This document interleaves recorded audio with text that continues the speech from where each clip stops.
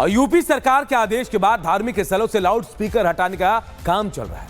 रमजान का महीना आज से शुरू हो गया तो संभल में मस्जिदों से लाउड स्पीकर हटाए जा रहे हैं, तो कुछ लोग रमजान का बहाना बनाकर सीएम योगी के इस ऑर्डर पर सियासत ढूंढ रहे हैं। संभल के समाजवादी पार्टी के नेता फिरोज खान ने संभल के डीएम और एसपी से ऐसी मांग कर दी कि संभल के एसपी के विश्नोई का पारा 7वें आसमान पर चढ़ गया। कुल मिलाकर लाउड स्पीकर को लेकर सियासी पारा पूरी तरह से हाई हो गया। देखिए रिपोर्ट।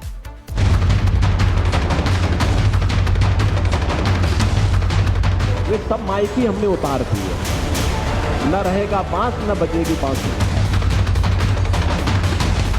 सीएम योगी के आदेश के बाद बाबा की फोर्स एक्शन में है। तेज आवाज के खिलाफ महाअभियान जोर शोर से चल रहा है।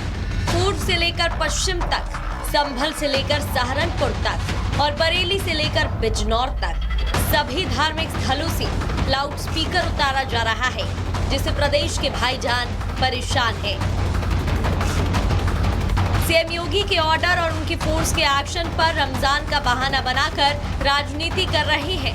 ऐसा ही कुछ संभल में दिख रहा है, क्योंकि धार्मिक स्थल में कानफोड़ू आवाज में लाउड स्पीकर को लेकर संभल में समाजवादी पार्टी के नेता फिरोज खान ने डीएम एसपी से ऐसी मांग कर दी है कि एसपी बिश्नोई का पारा हाई हो गया है।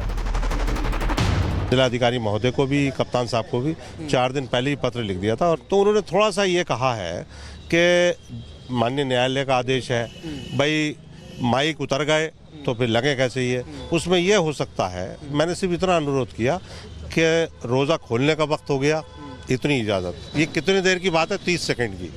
क्या इतने भी हकदार नहीं है हम?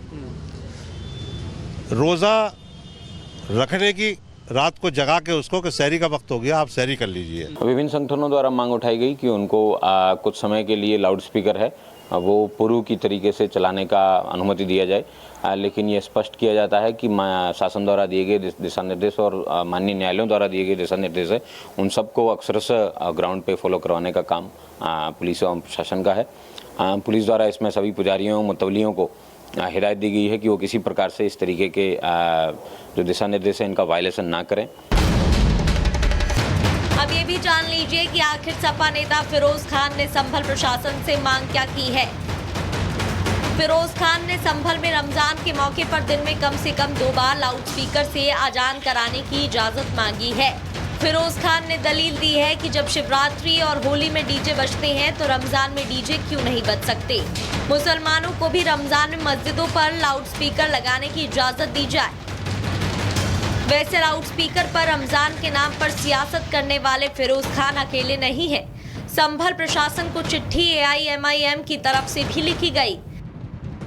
एआईएमआईएम ने डीएम को पत्र लिखकर रोजा इफ्तार के समय 2 मिनट मस्जिदों में लाउड स्पीकर बजाने की इजाजत मांगी, लेकिन इस तरह के मुद्दों पर सियासी रोटी सेकने वालों पर पलटवार किया जा रहा है। लाउड स्पीकर उतारने की जहां तक बात है तो उसमें पक्षपात नहीं किया जाना चाहिए। हर एक के साथ कोई भी हो, मस्जिद हो, मंदिर हो, गुरुद्वारा हो, चर्च हो, अगर परमिशन नहीं है तो सबके साथ एक ही व्यवहार होना चाहिए। इसी को इंसाफ कहते हैं, वरना फिर ये होगा कि 2 तरह की आंखें होंगी, 2 तरह के पैमाने होंगे इंसाफ के, और फिर ये आवाम पर हुकूमत का भरोसा खत्म हो जाता है। उच्चतम न्यायालय ने जो अपनी गाइडलाइंस दी हैं, उनके आधार पर किसी को भी अनुमति मिलनी चाहिए, चाहे वो हिंदू समाज के लोग हों, चाहे वो मुस्लिम समाज के हों। इस तरीके की कोई भी इजाजत दी जाएगी तो वो अवैधानिक भी होगी और लोगों को परेशानी में डालने वाली होगी। इसलिए हम प्रशासन से ये मांग करेंगे, इस प्रकार की कोई भी अनुमति न दी जाए। योगी सरकार का संभल ही नहीं, प्रदेश भर के मौलवियों, मस्जिद कमेटी के लोगों को साफ साफ और 2 टूक हिदायत दी गई है। कोई भी कानून अपने हाथ में ना ले, शासन के आदेश को पालन कराने में प्रशासन की मदद करें। आदेश में कहा गया है लाउड स्पीकर की आवाज धार्मिक स्थल से बाहर ना जाए, लाउड स्पीकर की तेज आवाज पर अजान ना कराई जाए और बेवजह कहीं भी लाउड स्पीकर से शोर शराबा ना हो। योगी आदित्यनाथ रमजान और होली को शांतिपूर्ण बनाने में जुटे हैं। यूपी पुलिस एक्शन में है। धार्मिक स्थलों से लाउडस्पीकर हटाने का काम तेजी से चल रहा है। Bureau report, Republic Bharat. और अब बात चमोली की करते हैं, जहां 72 घंटे से ज्यादा वक्त तक चले रेस्क्यू ऑपरेशन को आखिरकार रविवार शाम को खत्म कर दिया गया। 54 जो कर्मचारी जो फंसे थे बिहार के बर्फीले तूफान में, इनमें से 8 लोगों की मौत हो गई और बाकी को सुरक्षित बचा लिया गया है। रिपोर्ट देखिए।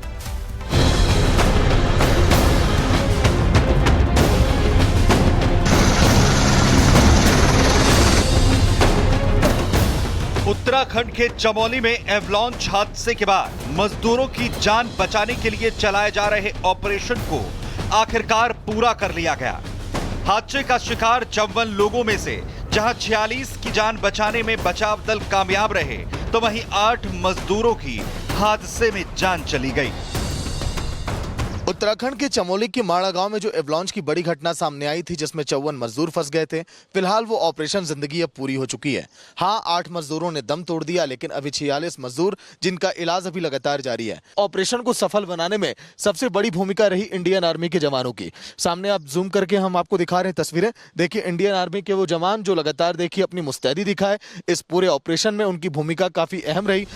दरअसल हादसे के बाद से लगातार रेस्क्यू टीमें बचाव कार्य में जुटी थी, लेकिन लगातार मौसम बचाव कार्य में बाधा बन रहा था। लेकिन इसके बावजूद भी सेना, आईटीबीपी से लेकर एनडीआरएफ और एसडीआरएफ के जवान लगातार बिना थके रेस्क्यू ऑपरेशन में जुटे थे। वहीं लगातार मेहनत के बाद पहले दिन जहां 17 लोगों की जान बचाई गई थी, तो वहीं दूसरे दिन 33 लोगों को बचाने में कामयाबी मिली थी, लेकिन 4 लोग इसके बावजूद भी लापता थे। वहीं तीसरे दिन मौसम में कुछ सुधार हुआ तो बचाव कार्य को और तेजी के साथ शुरू किया गया। बचाव दल के 200 से ज्यादा जवान लगातार युद्ध स्तर पर फंसे लोगों को बचाने के लिए दिन रात जुटे थे। ऑपरेशन में तेजी के लिए लगातार सेना के हेलीकॉप्टर्स का सहारा तक लिया जा रहा था। सामने आप देख पा रहे हैं, रेस्क्यू ऑपरेशन में लगातार तेजी अब लाई जा रही है और इंडियन आर्मी के हेलीकॉप्टर किस तरह से यहाँ पर तैनात किए गए ये भी हम आपको दिखा रहे हैं। माड़ा में जहाँ पर देखिए ये घटना हुई, वहाँ पर लगातार कैसे जवानों को पहुँचाया जाए, कैसे वहाँ से जो मजदूर एवलांच में फंसे उनको लेकर आया जाए, लगातार इस पर फोकस है और ये बहुत अहम और बड़ी तस्वीर है। वहीं आज तीसरे दिन लापता चल रहे 4 मजदूरों के शवों को बरामद किया गया, जिसके बाद इस ऑपरेशन का आखिरी चरण पूरा कर लिया गया। वहीं हादसे के बाद जहां पहले 2 दिन 50 लोगों का रेस्क्यू किया गया, उसमें 4 लोगों ने दम तोड़ दिया था, तो वहीं आज 4 शव बरामद किए गए, जिसके बाद इस हादसे में मरने वालों की संख्या 8 तक जा पहुंची। तो वहीं 46 लोगों को अस्पताल में भर्ती करवाया गया है, जहां उनका इलाज चल रहा है। हमारी आर्मी टीम लोग तुरंत आए, हमको स्टेशन पे लेके गए, मतलब जिसको निकाल सकते थे तुरंत निकाल के ले गए। सोए हुए थे, पता ही नहीं चला, एकदम हमारे कंटेनर के ऊपर गिरा तो कंटेनर कम से कम 50 या 60 मीटर नीचे चले गया था। मिला है सर, उनका सरकार की तरफ से भी मिला है और रेस्क्यू वालों ने भी बहुत मतलब हमारे लिए कर रखा है सर। सरकार ने और आर्मी ने और यहाँ पे हमारे जो अभी भाई लोग जो यहाँ पे हॉस्पिटल में आर्मी के सभी लोगों का अच्छा सहयोग मिल रहा है सर। हमें उम्मीद है बहुत जल्द हम ठीक हो जाएंगे। और आपको बता दें कि 28 फरवरी को चमोली के माणा गांव में ग्लेशियर टूटने से 54 मजदूर बर्फ के नीचे दब गए थे। शुक्रवार को 33 मजदूरों को सकुशल बाहर निकाला गया था, तो वहीं शनिवार को 17 मजदूरों का रेस्क्यू किया गया था। रेस्क्यू किए गए 50 लोगों में से 4 मजदूरों की मौत हो गई, तो वहीं तीसरे दिन बाकी 4 मजदूरों के लिए ऑपरेशन की शुरुआत की गई, जिसके बाद इसमें 4 शव बरामद किए गए। इधर दिल्ली की बीजेपी सरकार सत्ता में आने के बाद से ही यमुना की सफाई पर जोर दे रही है और अब वो काम कर रही है जो केजरीवाल सरकार 10 सालों में नहीं कर पाई। उसे भी दिल्ली की बीजेपी सरकार